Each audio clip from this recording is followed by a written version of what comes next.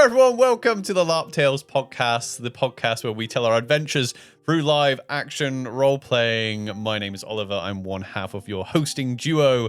With me, as always, is my co-host Robyn. Hey Robyn. Hey Oliver.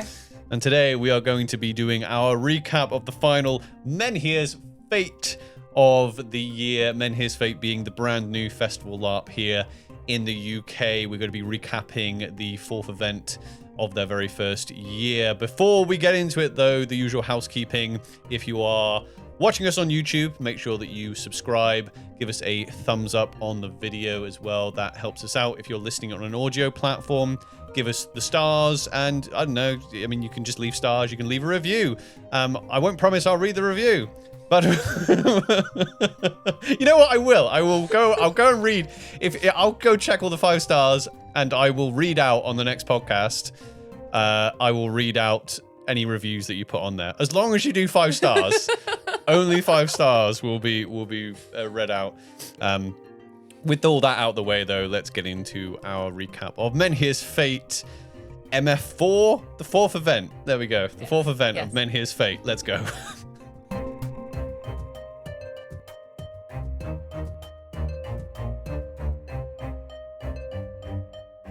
Okay, back to Menhir's for the very last time this year. I will say, I forgot to mention our housekeeping as well. We do have a referral code for Menhir's Fate. So if you want to come to Menhir's Fate next year, I bring this up as well to say that currently, as of recording, Menhir's Fate is coming back next year for 3 events. Yep. So they're doing MF 1, 2, and 3 in 2026. If you want to come along and you want to let them know that we sent them your way, and it gives us a little kickback as well, use our code, which is down in the show notes and the description, if you want to come give Menhir's Fate a try. And you really should, because it's been a good year. It's been great. It's been an amazing year. And also next year, they've got a new site they're going to be at for all 3 events.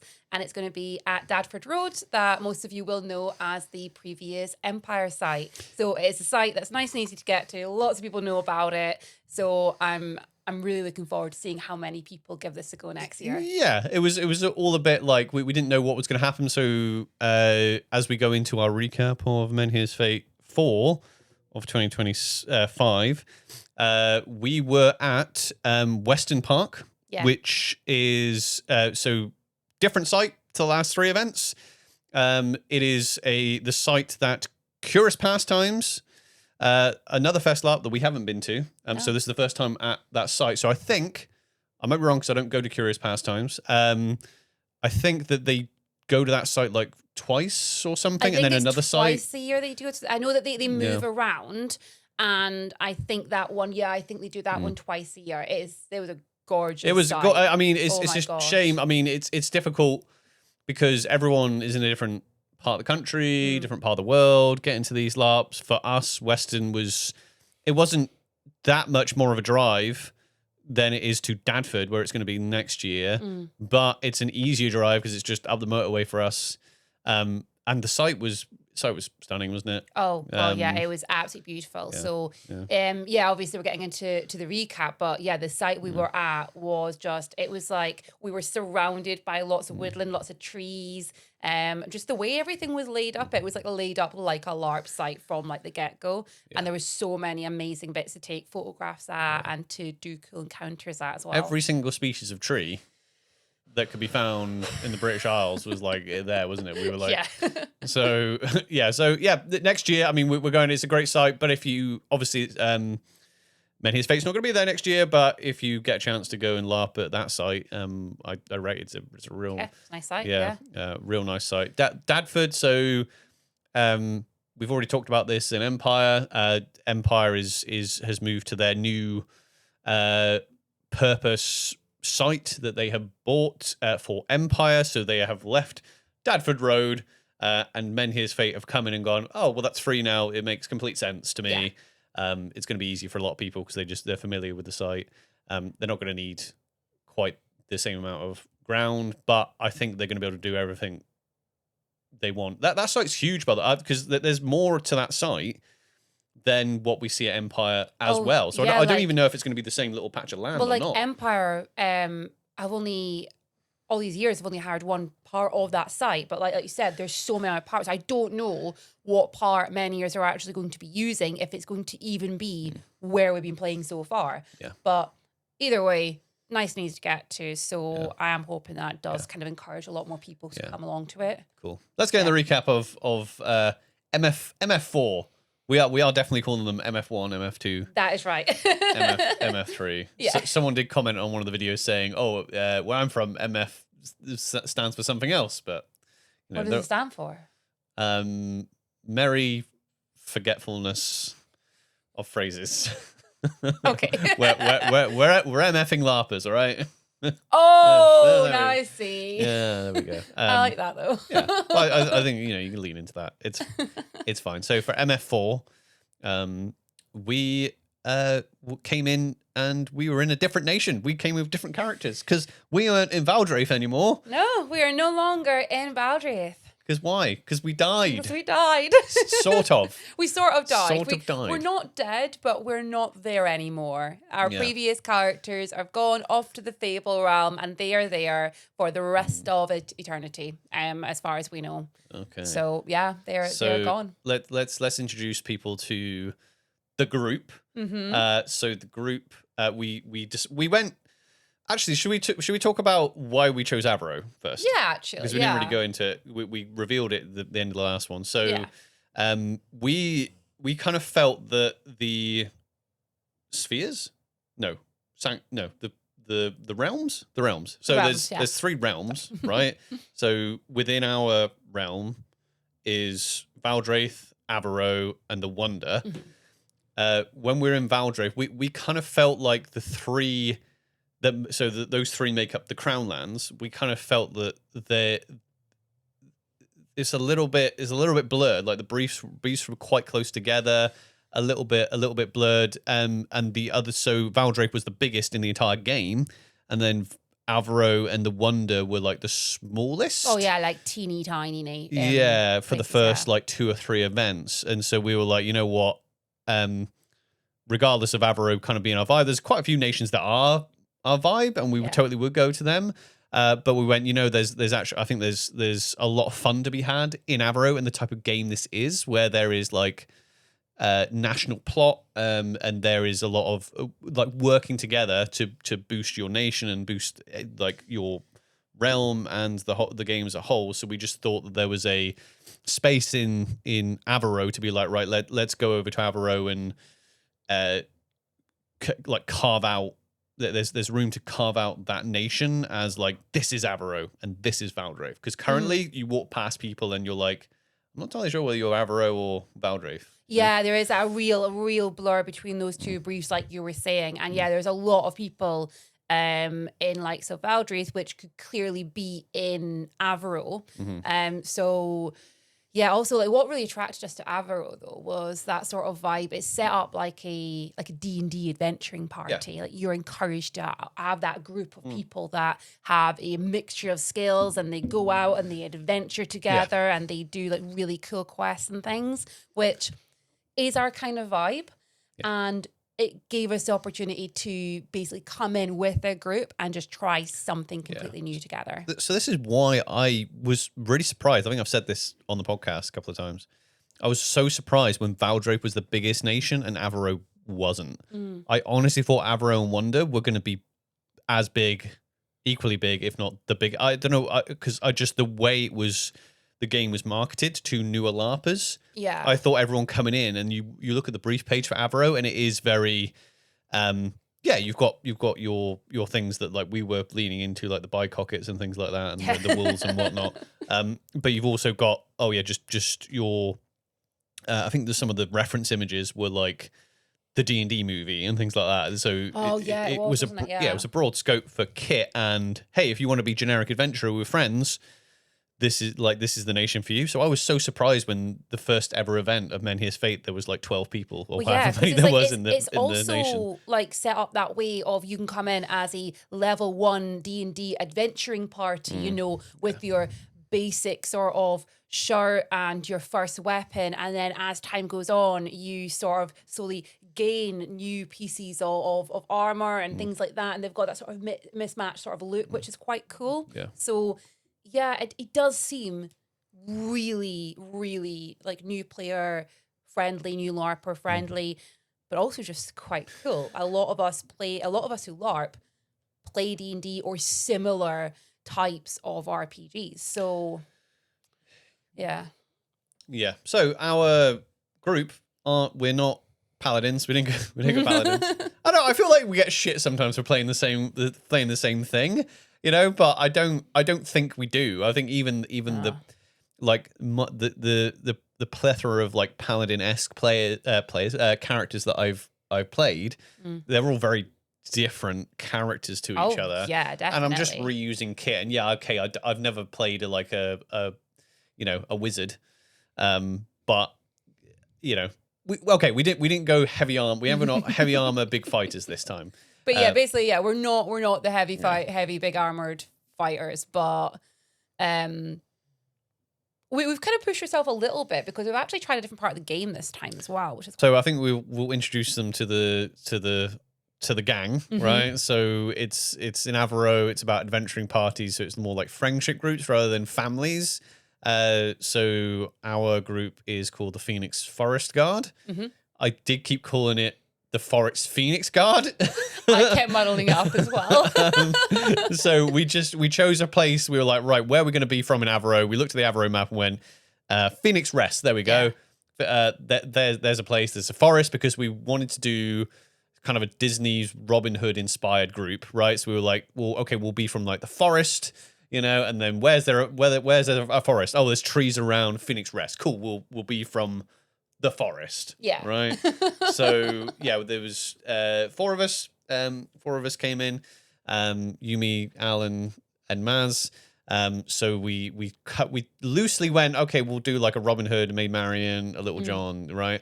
But we kind of took that basic idea and then went, okay, how are they going to fit into this game? So who are you playing, Robyn?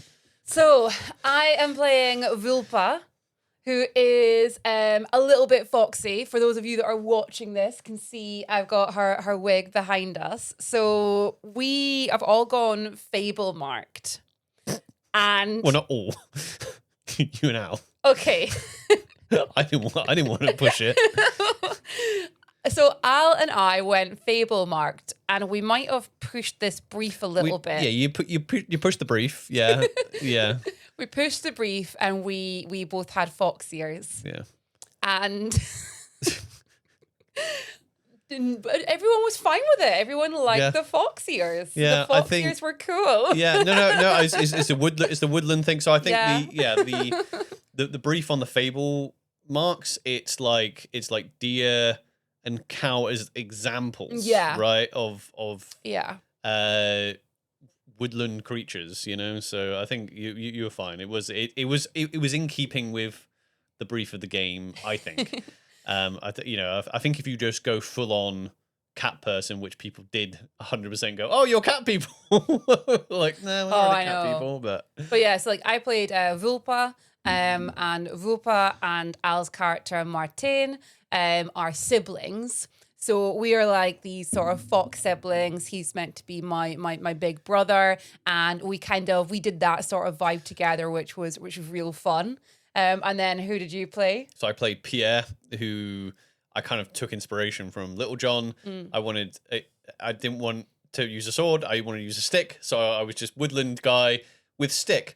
But we went weaving though, didn't we? We were weavers. So weaving is the ritual magic in this game. So it is different from like mage skills. So you have like mages who wield like combat magic, but then you have weavers who do weavings, which are rituals. However, weavers, if you are weaving, you can do rites.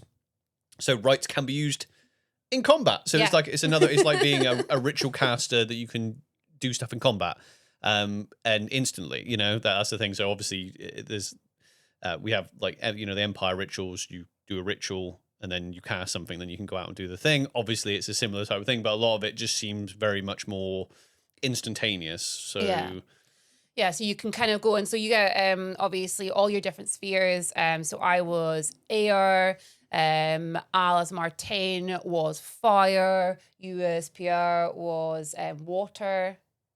Yeah. No, oh my god. You're Earth, oh my god. Oh my god. I said it and I went, that's wrong. No, we were looking for a water weaver we were the entire looking event. for a water weaver. Yeah. I'm so sorry. Oh my god. I can't believe you did not know my sphere. So I love how we were like, right, we're all going to be weavers, and then we were like, right, okay. So the one thing about the ritual magic in this game, as opposed to Empire, I'm always going to compare it to Empire because it was my first LARP, and it's the biggest LARP in the country, right? So at Empire, it's you can only do ritual magic with people of your same realm of magic. Yeah. In this game, you can do rituals with people from different spheres because it's supposed to be promoting a PvE, and we're all working together type thing. It's a communal thing. So we were like, okay, well, as a group, then we can get a lot of stuff done. We can all just choose different spheres, right? And so we can help each other out, doing what we need to do. But what the funniest thing was we went, right, cool. Al's going fire. You're going air, right? I'm going earth. And then Maz is like, and I'm physician advanced. So, it was just funny. It was funny, yeah. And Maz, we were spent all event looking for a water weaver as well, which is hilarious. Maz came in as Lucille and was like this sort of like battle physician and everything. And yeah, all event we're looking for a water weaver. It just so happened to be the case. So yeah, like it was fun doing a lot more magic, like a lot more ritual magic, which is a part of roleplay. Like I've done rituals before. I've taken a part in a lot of rituals while I've been LARPing, but like leading that type of thing, I haven't led like a big ritual. But even just doing the rites, like some of them are like a minute and a half. Was it a minute right or something I did on that earth? I was like, oh yeah, I'm gonna speak for a minute. what? It's just like I had to do a like some of because when I looked at the rights, that was what made me into an Earth Weaver, because I was like, I kind of want to be like a barbarian-y kind woodsman type like fighter. So I didn't want any armor on. So I was like, cool, I'm not going to take any armor. And I managed to get, with my experience from that I didn't use on Lancelis, I managed to get to like a level 3. I was a 3. I was level 4. You were 4. I was 4, yeah, because I was powerful, right? Because I think the max is 5. I think that's the highest. I don't know, actually. I think you can go really high, I think. What? Oh, yeah, no. Yeah, I guess you can. The highest I found on the field was a 5, but I think that's because of, if you think about how many events in we're at, experience point-wise. Well, I think the highest right you can do. So the highest right you can do is 5. Okay. So I was a 4, and that meant I didn't. So I took like 2-handed for my staff, and I didn't take any armor. But I was like, earth weaving is really cool for this because you can stone skin, you can stagger people away and things like that. So you can give yourself there's space to give yourself more like hit points and things like that. Yeah. So I was like, cool, I'm gonna go weaving. The master and the weaving is quite nice as well. It's really simple the way it is put out. So you're all like, obviously you were saying you're a level 4. I am a level 3. So for certain things that you have to do, you'll need to hit a certain number. And you just basically, let's say it's an air weaving, and it's this big air weaving, and you've got to hit 20. You could get lots of air weavers together, and if they're a 2 or 3 or 4 or 5, whatever, that all adds together. But then at the end, if you don't have enough air weavers to complete it, any other weaver can join, but they just count as one. Regardless of their skill level. Yeah. But it makes the math so easy to basically be like, okay, we're sitting at 15. There's 5 weavers over there. There we go. They can run in, and you've got it. Yeah, and that's a minimum of 5. So that's a minimum. Yeah, you can go over. So you can, know. So if you shout, "Oh, we need weavers," because that's one thing that's constantly happening in the game. Like, we need weavers. If 5 people come running over to you, like, that's a minimum of 5. And then obviously, then you ask them, "Are you whatever weaving you're doing? If you're doing like an earth weaving, like, are you earth weavers?" Like, if they go, "Yeah," then that's a bonus. They go, "Oh yeah, I can add 3." But at least if 5 people show up who are weavers, who have the weaving skill, they're gonna at least do one. And it's that sort of thing. You end up like helping each other out a lot, and you start to recognize certain faces. And then suddenly later on, when you're trying to do something, you see the people that you helped earlier, and they come running over with more friends, and it really does grow. Like I feel like I met more people this time. I made more like new friends in LARP this time than I have all year. Yeah, weaving's where it's at. I honestly, I think weaving's probably the best part of the game. Currently, I've only kind of dipped into, well, I had friends who did a little bit of religion stuff. We did do a bit of religion. We saw a little bit of religion game this time. The fighting is all right. Stuff with the gods, I know that's religion, but other stuff like gods and adventuring, things like that. But and I've seen people do like combat magic and whatnot. But I think the weaving, I feel like, is the center of this game. Like it really is. Literally, isn't it? Because what you're like.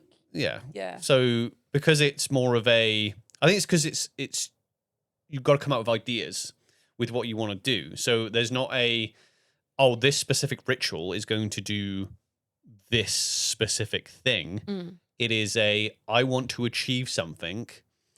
I then have to go to the Guardians of the Menhir, which is where all the magic is, right? It takes place. You say to the Guardians, "Yo, I want to do this. I want to do this thing." So, for example, why don't we why don't we give the example of what we wanted to do? Anyway, should we start from the beginning? And then move forward. Yeah. So we'll give an example of the type of thing that we were trying to do, right? So we started out in Avereaux. And it's still a smaller nation, not as small as it was right at the very first event. No, but it's still very small. Yeah, it's growth. That's the thing. We talked to people that have been there from the start, been in Avereaux from the start, and then new LARPers as well. And it's quite funny because they said to us, "Oh, it feels so different now." Because it used to be, it was like really cozy and things like that. But when you think about it, if you've only got like 12 people, if then the next event there's 24 people, that's double the nation, even though 24 is like literally the size of some of the groups in some of the other nations, right? So it's going to have a different feel. So you're going to change, the nation's going to change rapidly if it's a small nation and you just add 5 or 6 people. And there was only 4 of us that came into it. And look at take any nation in this game and compare it now to where it was at the first event this year. They're all very different because they're all finding themselves, like you said, new groups coming in, people moving around, people understanding the game, and the game runners themselves changing things and moving things along. It's creating an identity in all these places, which is great, but it's going to keep changing. I think, it's going to keep changing next year as well as it gets bigger and bigger. Yeah. So we had a little muster at the start. Everyone introduced themselves. It was very like high school-esque. Like, hi, here's my name. This is what I do. I'm an Earth Weaver. Blah, blah, blah. But it was quite helpful, and especially in a small nation, because it helped you like pinpoint. Oh, actually, that's another Earth Weaver. Which instantly, one of the other Earth Weavers who was a 3, so I was a 4. And we're like, we can literally do the weaving really easily. That lets you enchant an area so people come in and get vigor points back. Yeah. Which was really good, and we did that straight away. But the game needs to, I am going to have to formulate a big feedback form, good and bad, throughout for the whole year, I think, because I haven't actually sent a feedback form. I know you have, but I haven't sent one back yet.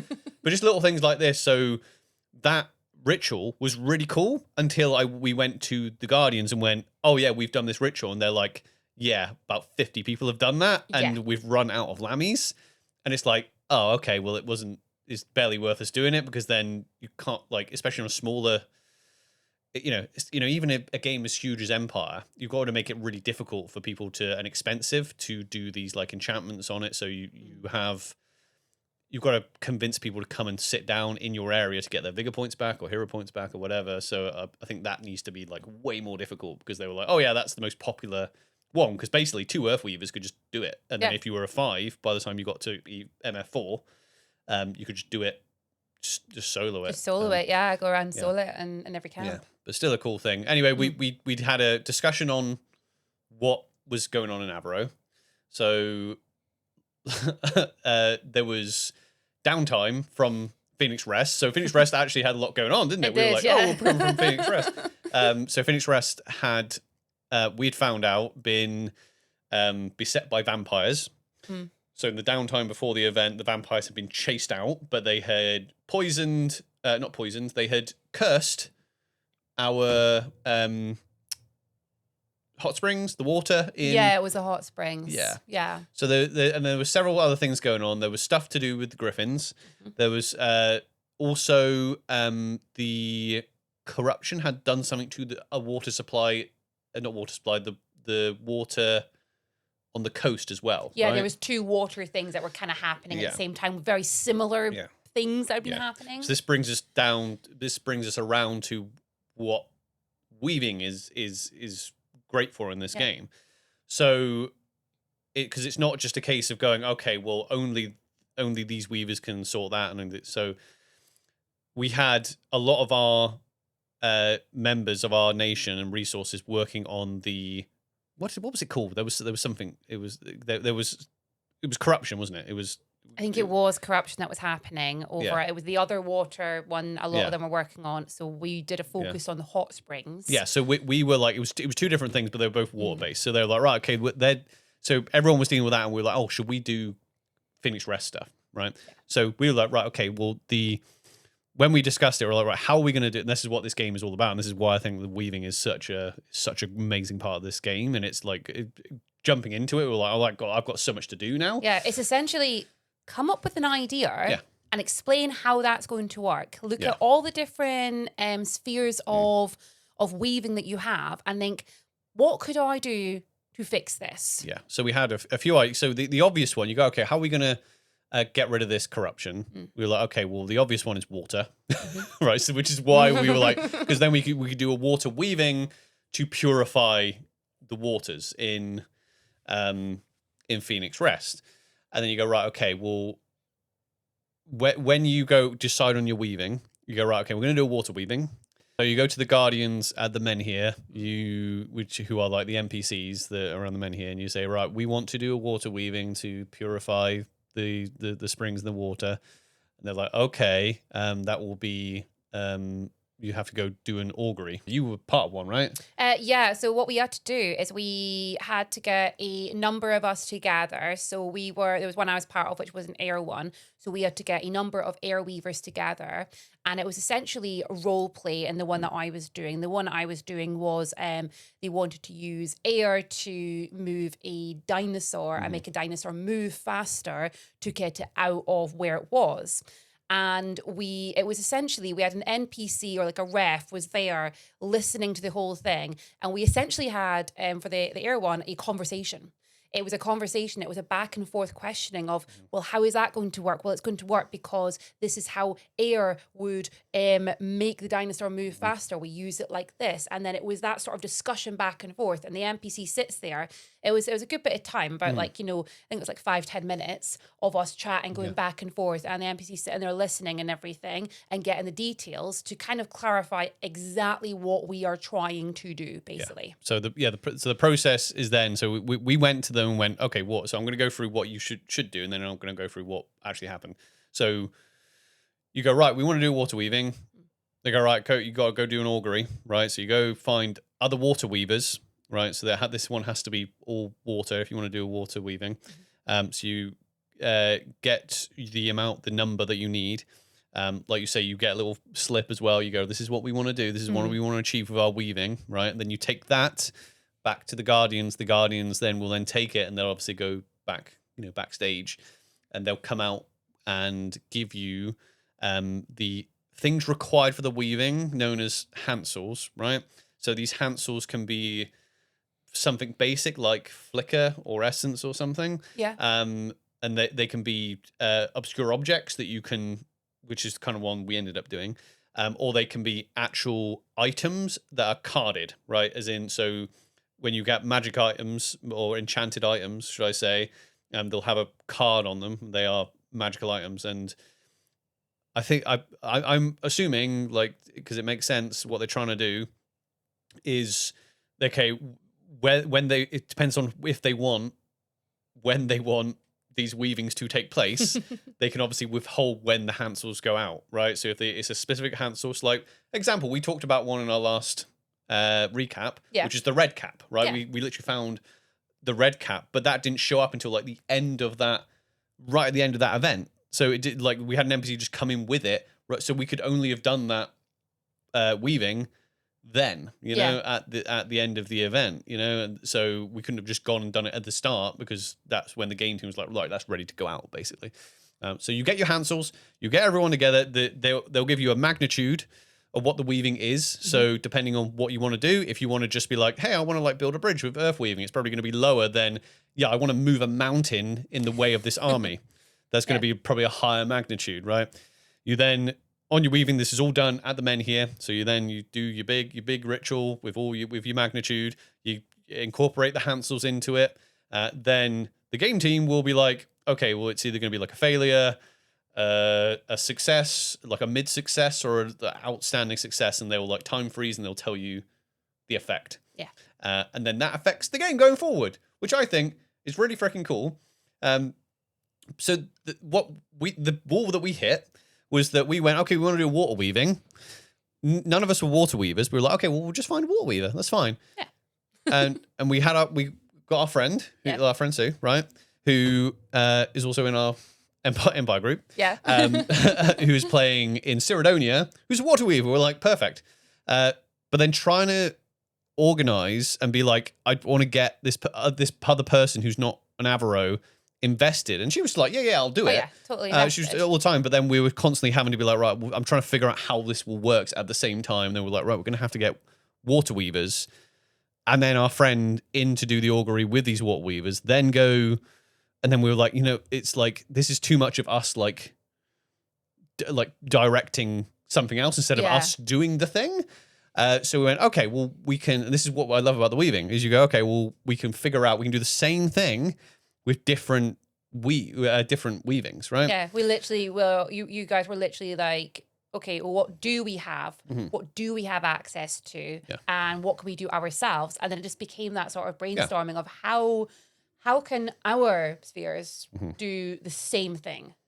Yeah. So we went, I mean, we were like, well, we could do, because there's a lot of different things we thought we could. There was one point where we thought about an Averaux weaving, because we found out, because we had to go, this is the other thing as well, we go, right, we need, the more information you have, the better, right? So if it's a vague weaving, the result might be vague, right? So you need to be really specific. I guess it depends on the sphere as well. But really, if you want to do a specific thing, you kind of need to know what the deal is. So we were like, right, okay, what is this cursing or whatever it is? But we found out what it was. It was an Anathria weave done by the vampires. Yeah. So the vampires are, we found out, like beings of like pure Anathra magic, right? Yeah. So we were like, oh, and there was, I did speak to someone who was like, actually, you could do an Anathria weaving just to double it up and just cancel it out. So the idea of the game is that as long as you can figure out a way to do it with Forge or Fable or whatever, you can do it. So with that in mind, we went, okay, well, we'll do fire then, right? Because like Al was really like invested in it. So I was like, right, we'll do a fire one, and what we'll do, because it's a hot spring, we'll burn it and purify it. It will counteract the Anathra with fire, Yeah, we'll essentially boil it out and literally, and it actually made more sense than any of the other weavings that we discussed up until that point, was just to boil it. That seems like the most obvious way to purify something. Yeah. So jumping back, I guess, in our storytelling, we found out, again, talking about trying to find out as much as you can, we found out that the reason that the vampires had attacked Phoenix Rest. Oh, I forgot about this. Right. So the vampire plot is because I think we talked to the last summit or summit before. I keep calling it summit. The last haven, or the haven before. There was a big tournament, wasn't there, against vampires? There was, yeah. We have vampire thralls among us as well, like who sworn fealty to the vampires. Yeah, and that doesn't seem to be a problem currently. I did, like, everyone's very nonchalant about all that. We weren't, like, I was, like, our group was just like, wait, what? Well, that was the difference as well, being in a smaller nation. You kind of heard everything more, because in Valdraith, I feel like I heard more about stuff going on in Valdraith in Avereaux than I did when I was in Foundry. It was just sharing of information as well, and you all know one another, and then just suddenly, like, as soon as somebody has a bit of gossip, they kind of bring it back, and it goes around your little nation really quickly. So we found out that apparently a vampire had been in Avereaux, and they were offered by one Averaux. We were talking. Is that Averaux? Yeah. Averausian? Averaux? I thought it was I don't know. One person from Avereaux had offered them garlic bread, which upset them. Now this took sort of a while to figure out because I wanted to do another weaving, but I had to make sure I had to get the details completely straight. So offered the vampires garlic bread. They got annoyed, not because garlic was actually deadly or poisonous to them, but because the person who offered them thought it was, and the intention was to do harm, even though it didn't do any harm. Yeah. Is what I found out. Yeah. Because we were like, oh, wait a minute. I mean, if garlic can kill them, we've got lots of ideas. Yeah, because I was going to do an earth weaving to make like super concentrated garlic. I was going to do, I'm going to make the ground and make perfect like either really potent small garlic or like big garlic cloves that we could like. Yeah. So, but I had to make sure, again, there's pointless doing that and then going, well, the garlic doesn't do anything to vampires. So we found that out, and then we found out the story of why Phoenix Rest was being attacked in the downtime because they were offended because they were from Phoenix Rest. So they started attacking Phoenix Rest. We chased them out. The military unit went in and went, go away. Go away, vampires. But they managed to do a weaving on our water. Yeah. So that was the reason why, because we offered them garlic bread. But what was really cool was that was kind of incorporated into the weaving. I think we'll talk about because we're in the middle of talking about the weaving. Yeah, we'll do the weaving and then we'll go backwards. We're kind of going to jump around all these bits here because there's lots of cool bits. Yeah. So the fire weaving. Yes. What did you think? What did you think about doing all these jumping into all these weavings? Gosh, so the fire weaving. So Martin was going to basically lead this weaving. And the first bit we kind of ran into is it was quite late at night. And we will jump back to what happened just before all that. But it was quite late at night and we were trying to get this weaving done. And we realized we just didn't quite have the numbers to make it work. So about 5 minutes before the actual weaving, we ended up being like, no, we're making this happen. So we got everyone down to like where the Menhir and everything is, and a load of us just split off and just ran around nations and ran back. And we just gathered all these people being like, yeah, that sounds cool, I'm in. And all these people joined us, and suddenly we smashed like the numbers for this. And we were all like inside the tent ready for it to start. So like inside the tent itself, I think we've described the Menhir before, but it's incredible. It's basically this giant rock that they got in the center of the room, and they've got projectors projecting different scenery over it. So with this being a fire weaving, we had flames and we had sound effects that were, like matching that level. And Martin was there ready to lead it, and he actually had all these props that were linked to the story. Yeah, they were all the Hansels, and they were linked to everything. So that was an example of the type of Hansels you can get. So we didn't need there wasn't a carded item that we had to wait for or go looking for, but it was just things like, what was it, like some salt, some garlic. Well, I think it was garlic, and we were like, would garlic salt work? Well, yeah, I can make it work, So and we got garlic salt. And so people you just incense, and we were like, how are we going to do incense? And we were like, okay, well, we're going to do like perfume or something like that. We had a candle that was it looked like an acorn, and it was a candle, and so we brought that over, and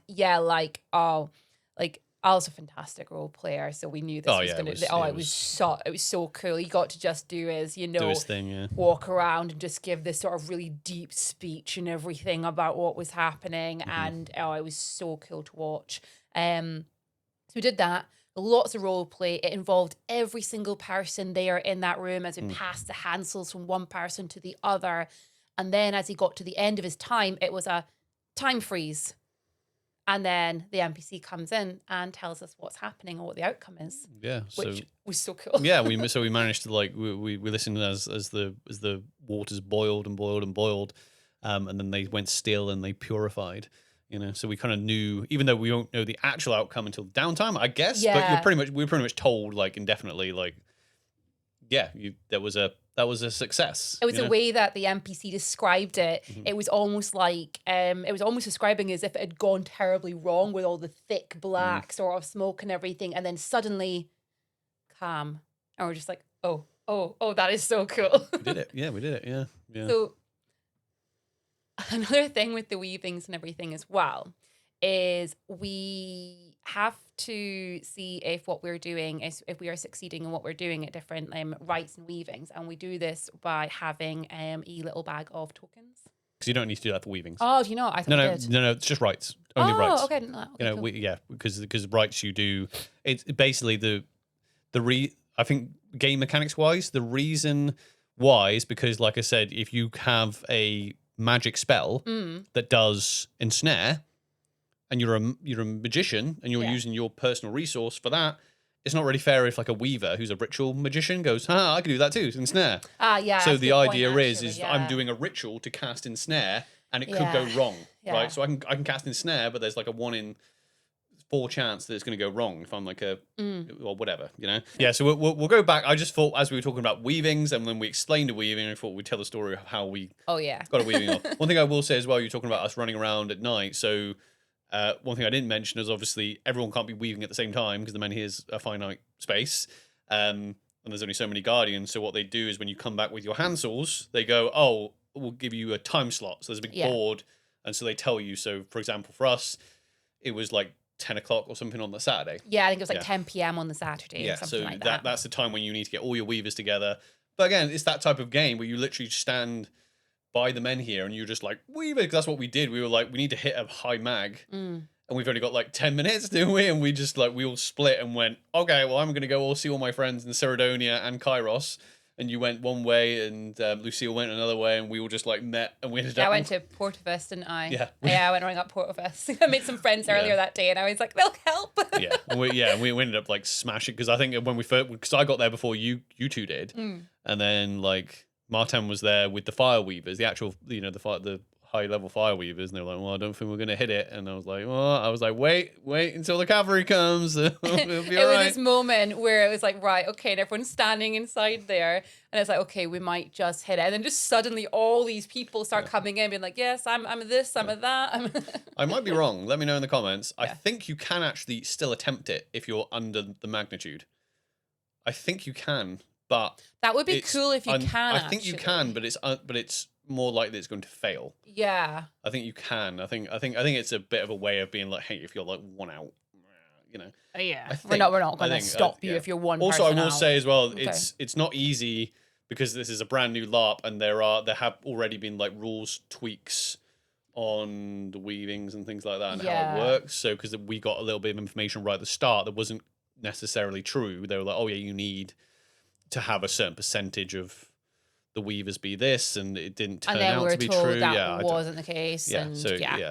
Which makes sense because it's a game where they're trying to encourage lots of people to work together with this same cause. Yeah, which makes it, because if you go right, it needs to be 60% or 70% water weavers, right, or air weavers. There we go. 70% air weavers. And then you're like, right, you're going to have to spend so much time doing the maths on that when you've got random people showing up being like, hello. And then you're like, hang on, we got 1, 2, hang on. Has that changed the percentage now? One person. Into a GCSE maths Well, yeah, question. because then what if 2 other people show up, but they're actually. We have 5 weavers, but 3 of them are this, and then 10% of them are this. What's the probability? And then if you got a field where you're like, okay, well, you need to hit a magnitude of like, 80 air, and there's only 1 air weaver on the entire field, like it's not. Yeah, like you said, it's not in the spirit, I guess, of it. I'm sure that's a rule they changed. But anyway, and also like for this as well. I mean, when it comes to like this game as well, especially the weaving and everything, it's not like it doesn't lock anyone out, because in one of the weavings there's tiny little kids that are all weavers and everything as well. Like there's no cut off. Like anyone coming can get involved in it, which I thought was quite. Yeah, it is. Especially little tiny toddlers that are like, sitting there with their weaving ability. So, Avereaux Adventures, right. Yes. So, straight away on the Friday night, we did treasure hunt stuff, didn't we? We did. That was Yeah. a Friday night. Oh my Yeah. gosh. So Yes. it wasn't a stealth mission. It wasn't a stealth mission. We wanted to do a stealth mission, Oh, we really wanted but to. we got to do something better. We got to do a dungeon. This is a cool dungeon. So we went to our favorite guild. They're all our favorite, but really, Treasure Hunters is like the treasure hunting NPC. We love all of the guilds. The guild masters. We love you, Dolly. Yeah, we love the Adventurers Guild. We love all the Bankers Guild are amazing, but the Treasure Hunters Guild. But the Treasure Hunters Guild is just my personal favorite type. It feels like, you know, you're the guild masters. They all have such like different personalities as well, and they're all depending which one you come to, you're going to have such a different interaction. Yeah. But we had to we had to pass a test to get in, didn't we? Because we've got new characters. Yeah, we've got new characters, so we had to do another test. Honestly, to get back in. But I think it was something like, oh yeah, like find me a crown or something, wasn't it? Yeah, there was a crown one, there was a rat one, and then I had something slightly different. I had to get them a bag of gold. Mm-hmm. And that was, How did you get a bag of? Oh, you just got. I had golden acorns. Yeah, golden. bag. Yeah, golden acorns. Yeah. So I put my golden acorns in a bag. The story of the golden acorn. So you can have so you have tokens for your weaves. Not your weaves, your rights. So you basically you're supposed to have like tokens that are all the same size and shape, and you have one that's a different color. It says white, but it can be as long as it's a different color. So we used like acorns because it was like, you know, it was thematic. Yeah. Right. So we got to the site and we were camped pretty much underneath an oak tree, and everywhere you looked on the bit we were camped at, just acorns everywhere. It's because I arrived last to the camp, and I'd bought tons of acorns, like bags of acorns, like worried in case we might have ran out. And I thought, well, the whole group are weavers, like I'm going to make sure everybody's got some kind of token on them. And then I got a little gold one, so I'd have like one that was like a different color sort of thing. And we get there, and I was like, what's that noise? It's the sound of acorns falling on tents everywhere. So many acorns. Yeah. So we did our test to get back into the to get into the treasure hunters. New characters. With our brand shiny new characters. And I think there were stealth missions running, but they were like, oh, we've actually, do you want to go on a dungeon? I'm like, hell yeah, we want to go on a dungeon. Let's do dungeons. Yeah, stuff. And we got to do we got taken. I think the overarching mission. So this is what I like about the guilds. So their plot, they obviously, because they want to have like lots of people doing lots of things over an entire weekend. I think what they do is they stretch their plot out and go, right, this is going to be the ultimate thing at the end of the like weekend, and then we need stuff for people to do to make it so it works. So what we had to do is we had to go into this tomb or crypt, wasn't it? Or, yeah. It was a crypt. Was it a crypt? I think it was a crypt. Yeah. We went down into it, so I think it was like a crypt. So we had to open these portcullises. Yeah. Right? And so there was obviously a queue of portcullises that teams had to open. So the idea is that then a tunnel is then now open for another team to go in to do something else. Yeah. So our job was to open one of these portcullises. And so that they took about like 12 of us or something like that. Yeah, good group of us anyway. Took us into the dungeon. So their dungeon tent. 6. So there was 12 people, and 12. It was two different groups went in. So 2 groups of 6 went in. Yeah, that was it. So they decked out the dungeon tent in it. So they had all the foliage knocking about in there. They had like the sound on and things like that. Did they have the projector on as well? Yeah, they did. Yeah, like they had lights. everything on. It was like you went in, you were like, okay, I'm actually in, a dungeon. The way the lights were facing and everything, it kind of made the NPCs actually invisible around the side who were keeping an eye on us. Yeah, this is one of the only encounters I've done.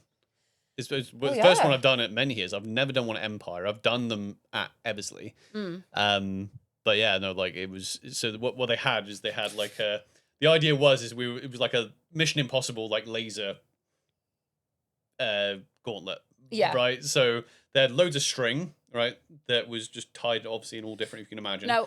And it wasn't even tied; it was stuck, loosely stuck to like columns going down. So they were all like crossed over one another, and they were just really loosely like stuck on with like some sellotape, almost like you could bump into it and it would just straight on the ground sort of thing. So the idea was you if you touch one, then you took point of damage. Point of damage. And then you had to start again. And you had to start again. And it was if anything touched it. So if like a bit of your dress is hanging down or a bit of kit or an ear, you know, anything, and you're out of there.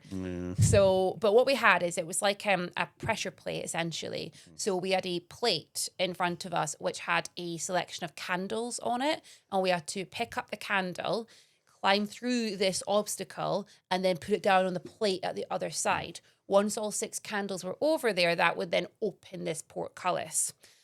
So we all had to do it. It was not as easy as it looked. Not easy. It was not easy. I thought, you know what? Hilarious. Yeah, I honestly thought, like, I'm not like super athletic, but I was like, I'm pretty fit. I can, you know, I'm sure I can get through here. No I problem. was way too cocky. I was like, I'm going first. Oh, no, oh yeah. Well, I think you and I both did the same thing. We were just like, yeah, we'll just blast through it. And no, but it was the fact that because I was going so fast, you were like, no, and I was like, what? And then poof, I didn't even know which one I'd hit, so no idea. And then we were like, right, okay, let's think tactically about this now, because it kind of looked like you would just kind of step through them, duck under, and then that'll be fine. But yeah, it definitely wasn't as easy. In the end, I got through, but I lay on my back and I slid all the way down on my back, all the way to the other end. See, that was the tactic that quite a few of us followed then after that. Yeah, everybody went onto their stomach to do it. I went to stomach, which I think was harder. It was because you have to like raise your head like this to kind of see where you're going. But the problem is, like, my shoulders aren't flexible enough to actually walk. You know, and the ground was obviously soft, but there was no there was too much give, so there was no purchase on it. I did all this on my radio on my back, by the way. Yeah. I got to the part and I was like, I'm hoping I'm not speaking to everyone through this. What are they going to think? So yeah, I did the stomach thing, which seemed to be the easiest way to do it. Although I wasn't that keen on just getting my kit completely covered. I ended up taking like loads of bits of kit off. I'm like, actually, but I refused to take my hat off. They were like, oh, because you were like, are you like, take your hat off because your feather might do it? I'm like, no, like, because I won't look as heroic without my bike pocket. Look as cool. have to keep my bike pocket on, you know. So, I went, right, okay, I'm gonna get on the ground and I'm just gonna army crawl through it. Yeah. And that seemed to be the best way for me to do it. The person after me was a bit of a bigger build than me, did the same thing, and that was way more tense because we were just like... They did so well as well, though. So we basically, by this point, most of us were over to our side, and we realized we could actually work as a group. We could put our hands back under as like a guide. Yeah. So we were doing that, and we were literally had our arm like above, and we're like, butt down, shoulders down. Okay, you're fine. Wait, no, go down again. Yeah. And we basically all just did. Honestly, it was such a laugh. So it was tense. it was a proper laugh though, wasn't it? It was so much fun. It was so hilarious, you know. It's just like, but we're just like but, and it's like put your butt down. I'm like, it's in the ground. Like, I can't put my butt down anymore. We got to know each other really well during this. Yeah. I think I couldn't see the people who were the NPCs on the outside, but like, I'm imagining like they must have been like cracking up. We were reffing ourselves pretty well as well. As soon as someone like touched one, we're like, oh no, and back around. Yeah, we were just like, oh, your ear touched it. Nope, you're out. Background and everything. Yeah. I mean, it got to the point where I was like, when we kept failing, I think all 6 of us like failed the first go round, yeah, and then I was like, oh, we might be here a while. But then I think we all got through, and I think we didn't need all the candles, did we? No, I think we did. Did we? Yeah, we needed all of them. Yeah, all needed to be through as for a success. But yeah, it was tougher than I thought it would, but just what a laugh. Like, what a laugh it was. As when we first came in, I was so excited when we saw it. Yeah. There was a worry about Maz and her knee, but we managed to get through well, we managed to deal with the knee and get all the candles. What's quite funny is like, obviously, because you had the candle as well, obviously you were trying to like not leave the candle. I think someone almost did leave the candle as well. I think the second person to go through on their belly literally went, oh no, the candle, and then I had to like crawl back halfway because the candle. We passed the candle over. Yeah. The thing is, it's a pretend, like it's like an LED sort of light up candle. Yeah. But even then, I'm like, okay, I've got fire in my hand right now as well. Yeah, the world of make believe. No, they did a real good job of it. I'm glad I finally got to do a dungeon, because that's the thing. I would have been disappointed. I know it sounds selfish, but like, when Nick told me about this game that he was going to run, right, at Empire, like 2 years ago, or whatever it is now, and went, oh yeah, we're going to have dungeons for people to go in. And I'm like, yeah, I want dungeons. I want a you dungeon, know, I'd you know? be really disappointed if I if I paid for every single Menhir's Fate event and not done a dungeon. So I'm glad at the last event we did a dungeon. We got a dungeon, yeah. So cool treasure hunter thing. Took some stuff, went through a trap. It reminded me of the time, you know, when Mark was telling us about the story about the like on the podcast when he told us the story about the encounter tent leads at Empire with his like Wintermark character. That's what it reminded me of. I was like, I remember when he was telling us about it, I was like, I really want to do that. Yeah, it was literally exactly what we had in mind. So it was amazing that we got to actually go do that. And then, we got to go back to the Treasure Hunter Guild in the evening. Yeah. We got to split, our loot between us all. Those of us who bothered to come back to get their loot got their loot. Yep. Which is really cool because I was like, now, like in my previous character, I wasn't magical or anything, so I didn't really care about flicker or essence. But now I'm using, I'm actually getting to use flicker and essence. Yeah. So when the loot came around, they were like, oh, there's some earth and fire, and we were like, me and Al were like, well, yeah, just that'll be our cut then. I'll take the earth, you take the fire. Yeah. Easy, and then we split the money for everyone else. So, Also, what we did is we opened a joint account because we opened a joint account, went like straight true in there, adults, proper adults. So it was a group account. Yeah, it's a big group account for our entire team, which means if one of us dies, for example, we've all got a load of funds in there, and we can do cool things. Yeah, we can't neglect Bank LARP. Bank LARP is still fun. So. Oh, Bank LARP is still like peak. Yeah, so we that was the other thing as well. So the builds, obviously, we've gone along about the builds a lot. But yeah, but we didn't really have many. I've got some ideas for builds, but we need to build up because I want to do some builds to do with what's going on with the vampires at the minute, and I've got some ideas for a build I want to do, but I didn't want to just be like, oh no, I'm just going to build something random. I was like, I want it to do something for the campaign. Yeah, that would be quite cool actually. Yeah, so after we did the dungeon and got our loot and everything, we then decided to, as a group, have a wander around all the nations and just immerse ourselves into something a little bit different this time. So we'd heard that there's lots of decent taverns around and we wanted to go and try some of them. So we basically just went out walking and then we ended up in Portavus and we ended up at the Rum Locker. Yeah, the Rum Locker. Oh my God. The setup and the set dressing was fucking unbelievable for this place, wasn't it? Honestly, you walk in, so it's like, all piratey, and you walk in and they've got these sort of thick ropes coming down. They've got these tables. They're not pirates. Port of us, not pirates, sorry. We went to the not pirates into a pirate ship. Into the not pirate ship. And they had these, there's just the decoration all around it was amazing. They had the big sort of ship wheel sort of things around the place and everything. Yeah, not pirate ones though. Not pirate ones. They had live music. Right, it was well lit. That was the thing is, if you have an establishment at a LARP, especially that time of year where it was starting to get darker as well earlier. If you have a well lit area, people will come anyway. Exactly. But they had plenty of space. The seating. The area for live music, they had people singing, people playing the violin. It was great. It was amazing. Games around the sides and everything, so you could go just sit down with someone and play a game. Yeah. You could sit and you could listen and watch the live music. Yeah. You could go and get a decent cocktail, and things like good that. Cocktails, they were really good, and everyone was just amazing there. It was just such a nice setup, and it was really cool because then we got to we ended up.